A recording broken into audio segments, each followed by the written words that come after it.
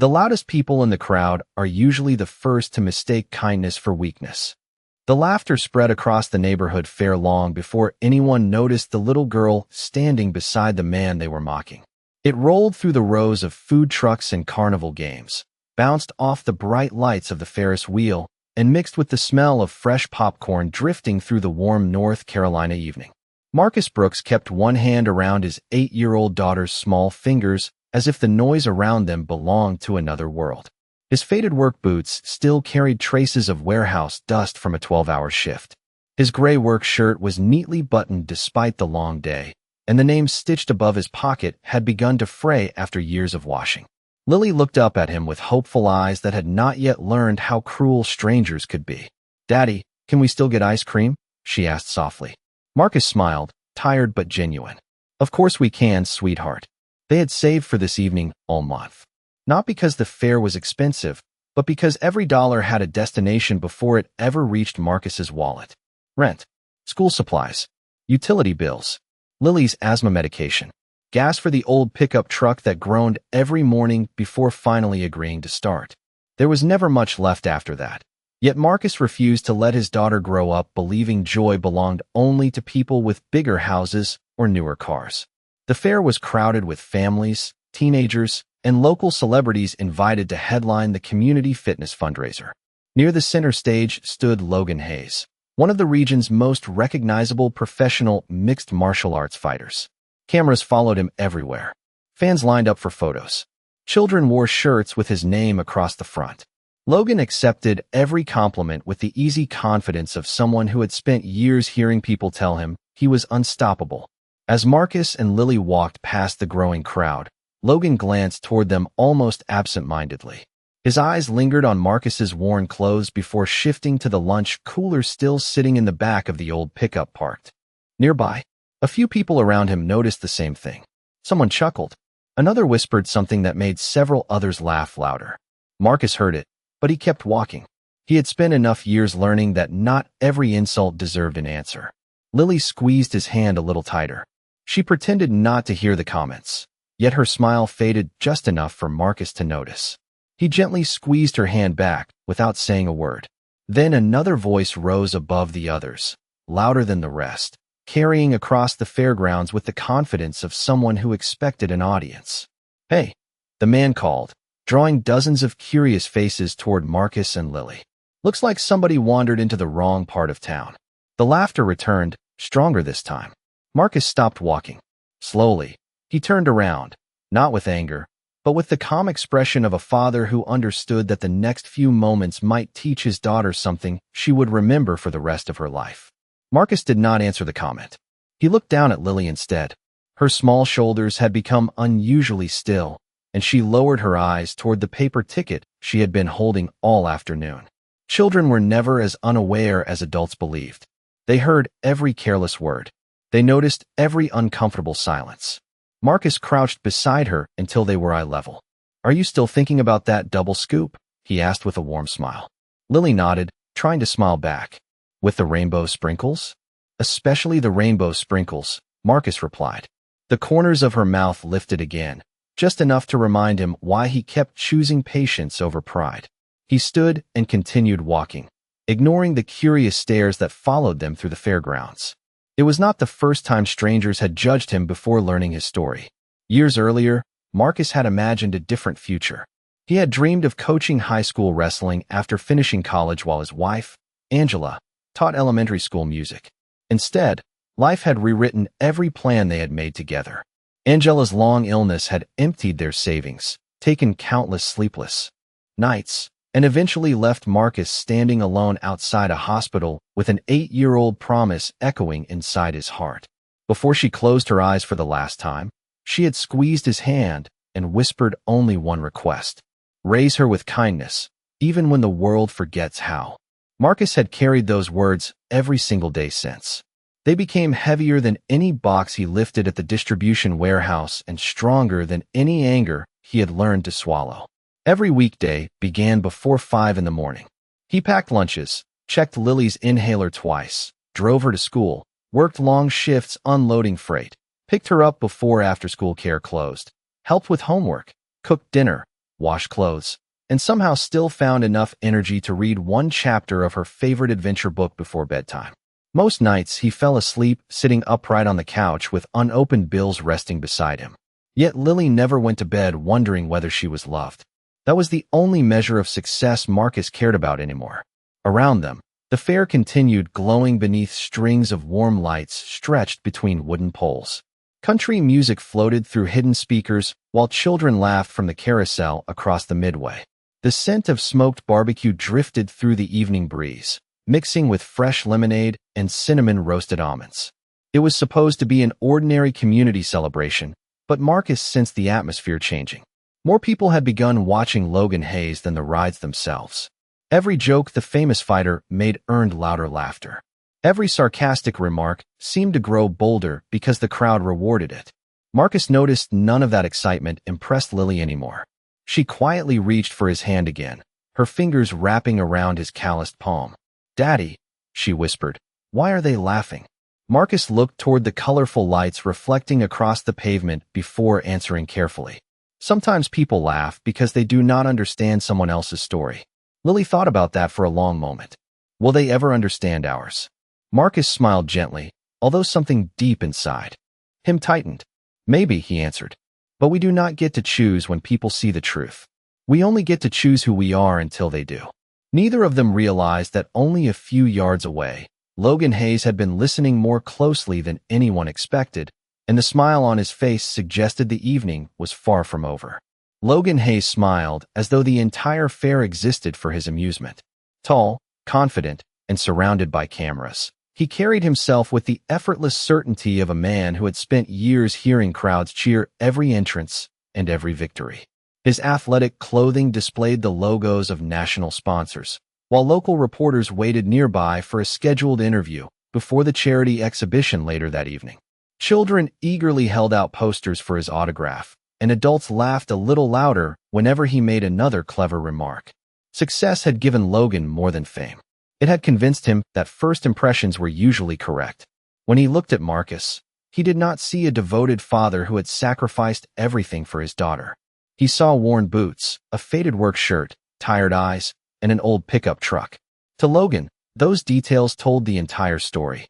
"You know," Logan called out with an easy grin that drew more people closer, "this event is supposed to celebrate champions."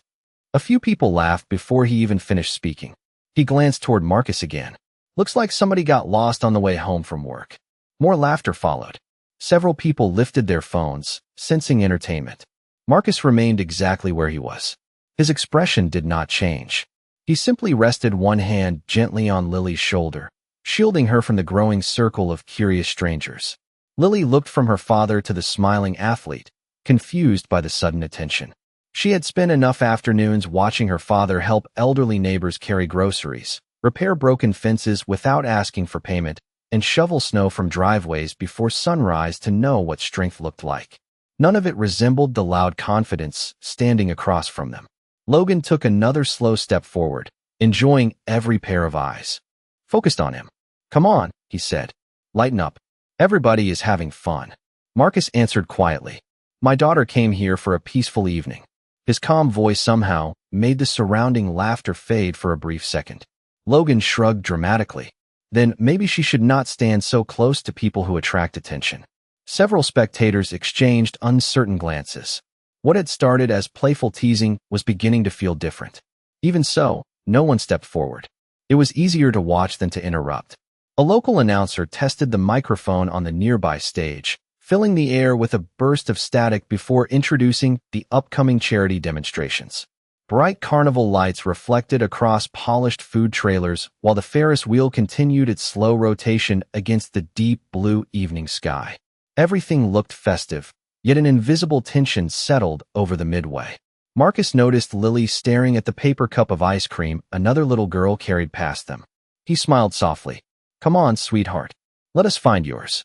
They turned to leave without another word. Behind them, Logan watched Marcus walk away, and something about that quiet refusal to argue bothered him more than any angry response could have. Pride rarely accepts being ignored.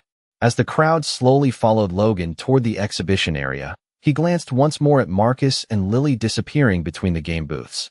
Then a slow smile returned to his face, the kind that suggested he was already thinking of another way to pull the quiet father back into the spotlight before the night was over. The line for the ice cream stand curved around a bright red trailer trimmed with blinking white lights. Children laughed as colorful scoops disappeared beneath mountains of whipped cream, while parents searched their pockets for tickets and loose bills. Marcus finally reached the front after nearly 10 minutes. "One vanilla with rainbow sprinkles," he said with a smile. Lily's eyes sparkled as the employee handed her the small paper cup.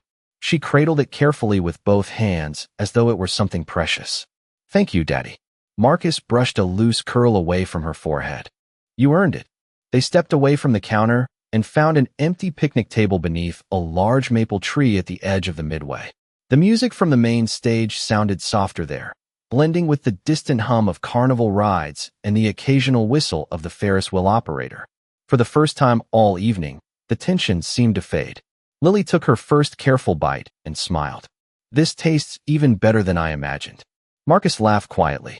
Sometimes waiting makes good things sweeter. Before she could answer, applause erupted from the nearby demonstration area. Logan had begun greeting fans before the charity exhibition. Several photographers walked backward in front of him, while volunteers struggled to keep a clear path through the growing crowd. The attention seemed to feed his confidence with every step. As he moved closer to the picnic tables, he spotted Marcus again. His smile widened. "There he is," Logan announced loudly enough for dozens of people to hear. The quiet guy finally found the expensive ice cream. Several spectators laughed again. Marcus kept his attention on Lily.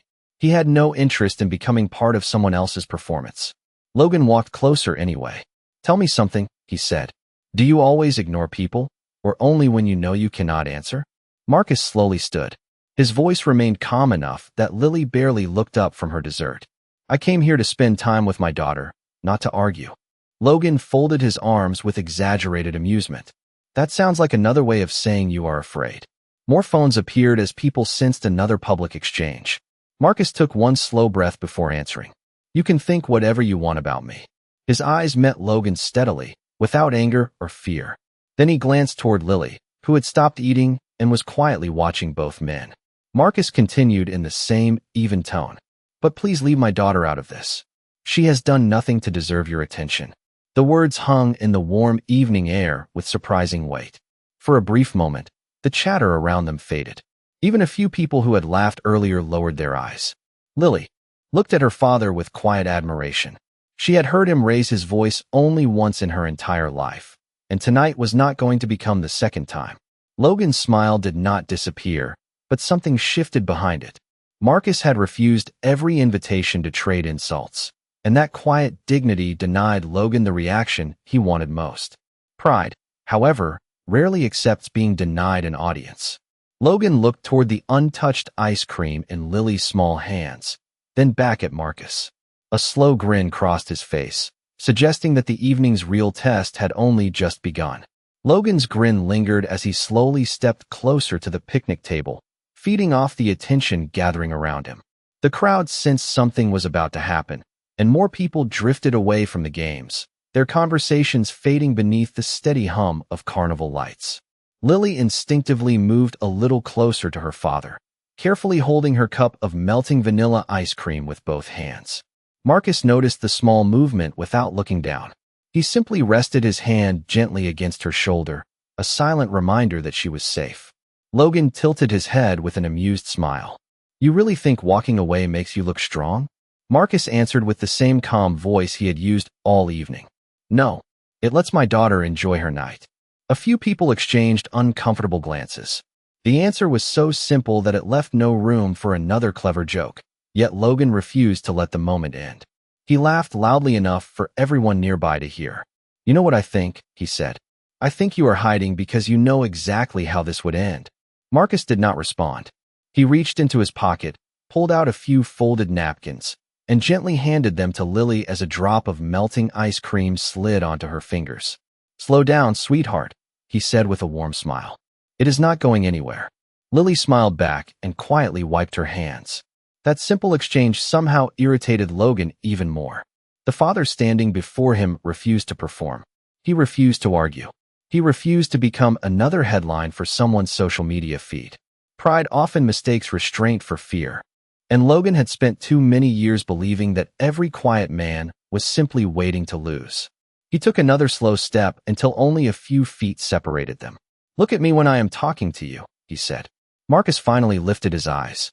There was no anger in them, only steady composure shaped by years of carrying burdens far heavier than public embarrassment. "I hear you," Marcus replied. "I just do not believe every insult deserves a reply."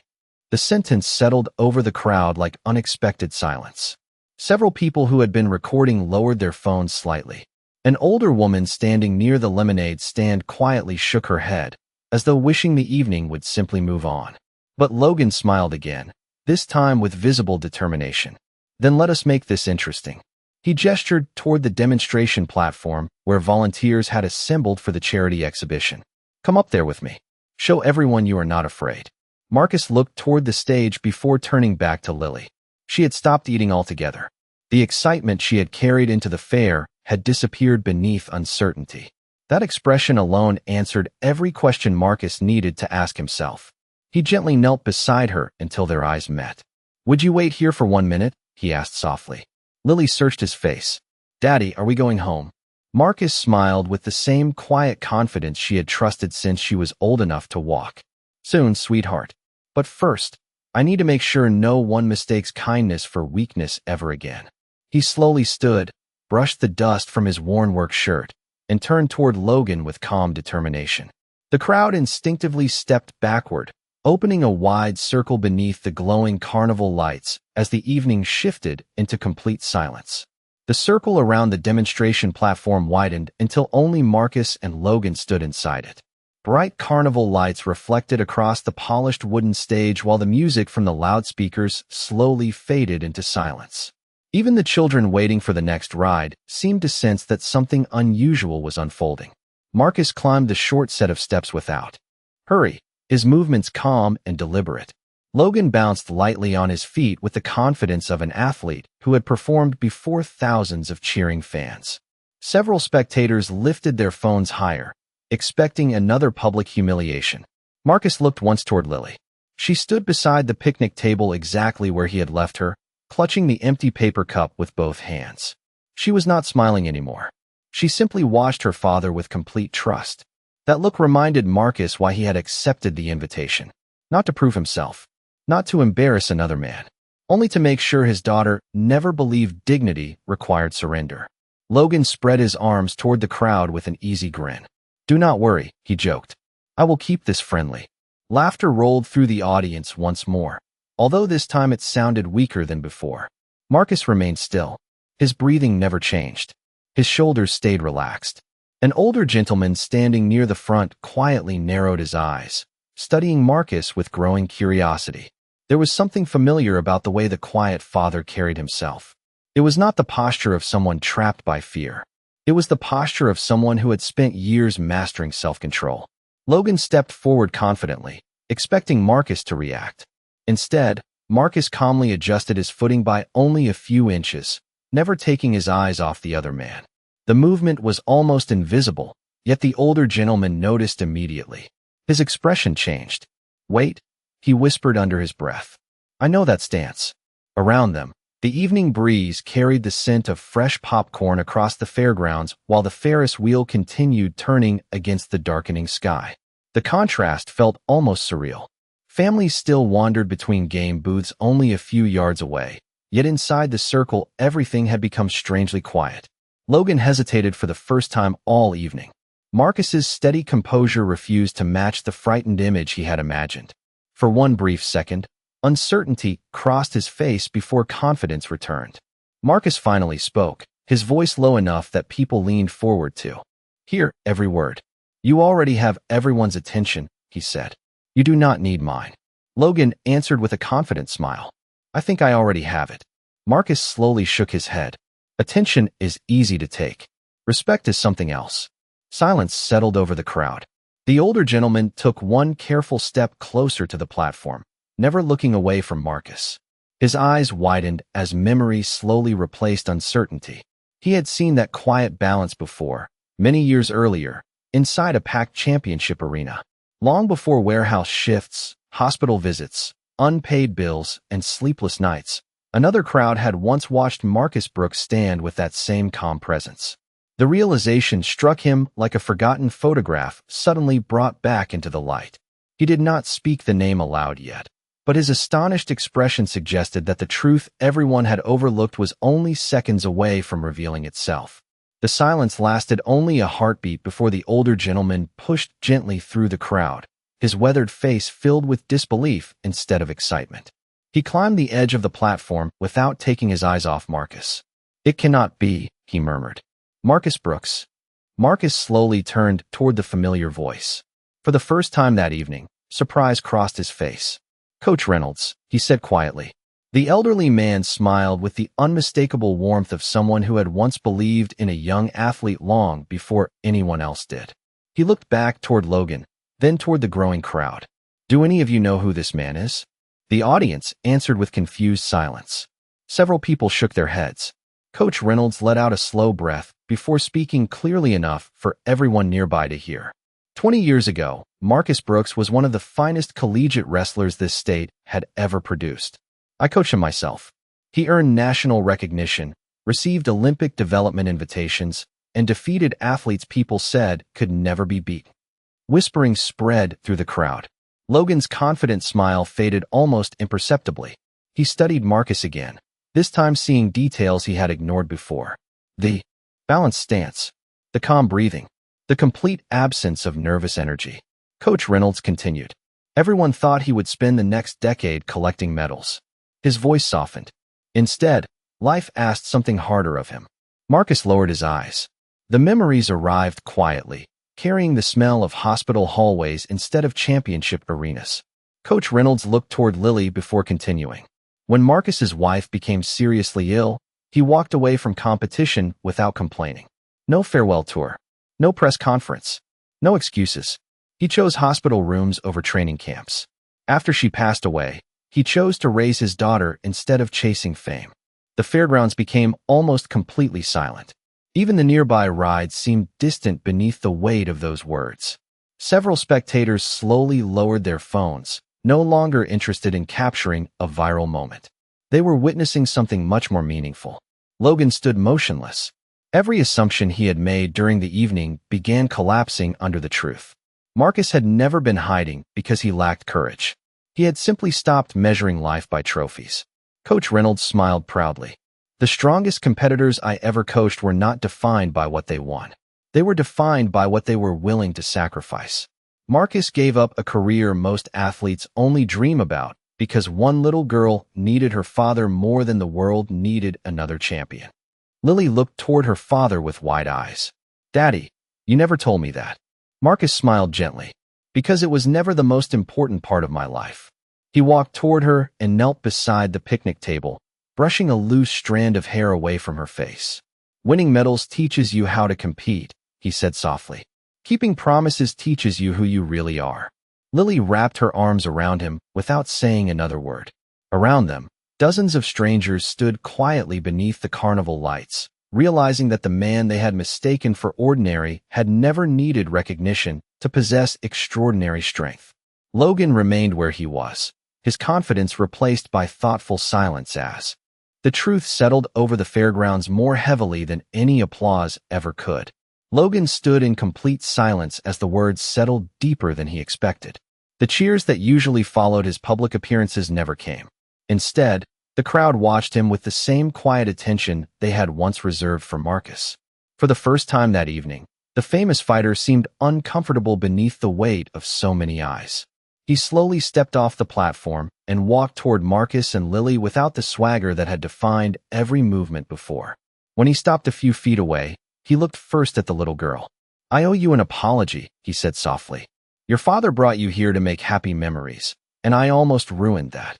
Lily glanced at Marcus before answering with a small nod. Logan then turned to Marcus. His voice remained steady, but the confidence had been replaced by humility. "I judged you before I knew anything about you.